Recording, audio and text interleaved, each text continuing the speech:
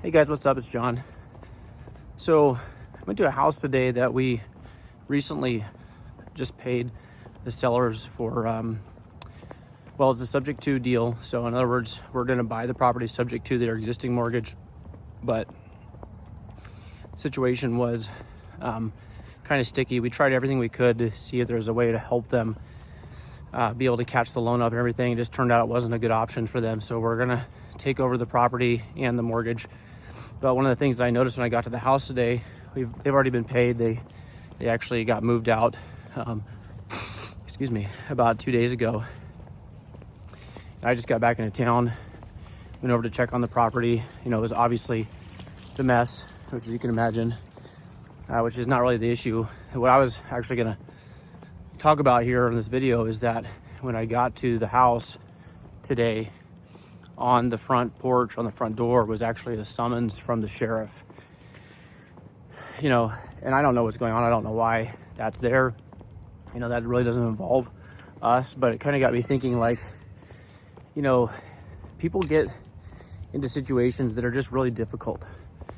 And there's situations that they don't know, maybe they just don't know what to do. They don't know what options they have. One of the things that we did is one of the first things I do is before we sign a contract to purchase, before we do anything at all to try to, negotiate price or anything like that, is I always like to get the power of attorney for them, limited power of attorney just for the house. That way I can talk to the bank and find out what's actually going on for real, because people get so stressed out, they just don't even want to answer the phone anymore. And so come to find out, this particular property, they had to come up with like $45,000 to catch up the arrears amount. It just wasn't possible for them. And I asked them, I said, well, you have options, you have people that you can borrow money from. Is there any family members that might help you out? You could put them on title. Just wasn't a good option for them. Sorry, excuse me. Got a little bit of a sniffle going. Anyway, point is, sometimes people just get stuck. They don't know what to do. And apparently in the case of these homeowners, they actually had law enforcement potentially, trying to at least have a conversation with them. I don't know why, I don't know what it's about. I'm not here to judge that, but I'm just saying, it's kind of crazy to think that those people, if we hadn't come along and actually worked with them the way that we did, we worked with them for almost 3 months, working back and forth with the bank, finding out what's going on, going through all the hoops and hurdles that the banks require homeowners to do. So I come in as a representative for the homeowner, try to figure out what's going on, see what we can do to fix it.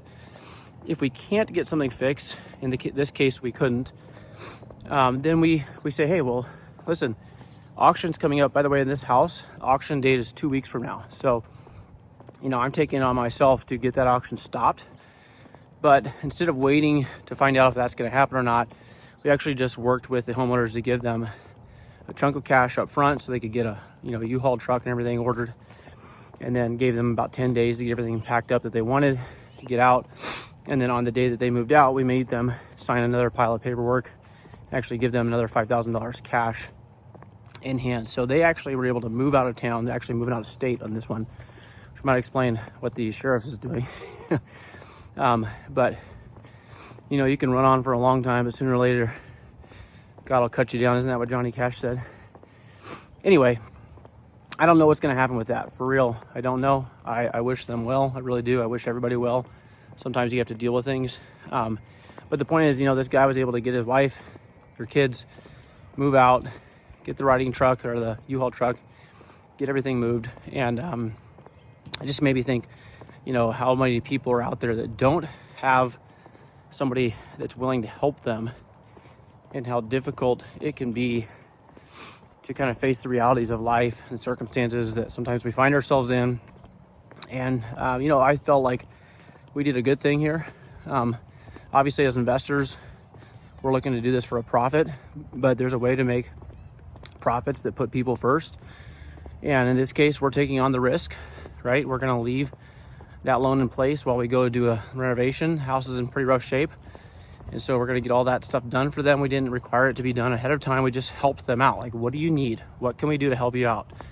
Okay, if you can't catch up the loan, if you can't catch up the arrears, then how about this? How about we put cash in your hand, and then, you know, whenever you're ready to go, we'll put another chunk of cash in your hand, and at least give them a fresh start somewhere. So that's what we did with these folks. It worked out pretty good. At least, you know, it is so far, but I still can't help but wonder what's going to happen to them. You know, I do know this, that they sent me a text after they got that second chunk of cash. This is really cool. I was out of town. I had my transaction coordinator from our team went over there, had them sign the rest of the documents, put the money in their hand, and I got a text from them saying like something to the effect of, you know, basically, John, you're like an angel for us. We don't know what we would have done without you. You know, and I actually get a lot of those text messages, not because I'm an angel, not even because I'm like, you know, a saint or anything like that. I do believe in taking care of people the best way I can. And, you know, I happen to be somewhat of a creative thinker. So sometimes I think of stuff that's a little bit outside the normal buyer box wheelhouse. And I definitely am more of a risk taker. So I'm willing to take on some of the risk, and hopefully it'll pan out. But I know for a fact it definitely helped out the homeowners. So anyway, I'm going to keep you posted on this one. Hopefully we'll have this thing back on market very quickly. Sometimes we hold them, sometimes we turn them over really quickly.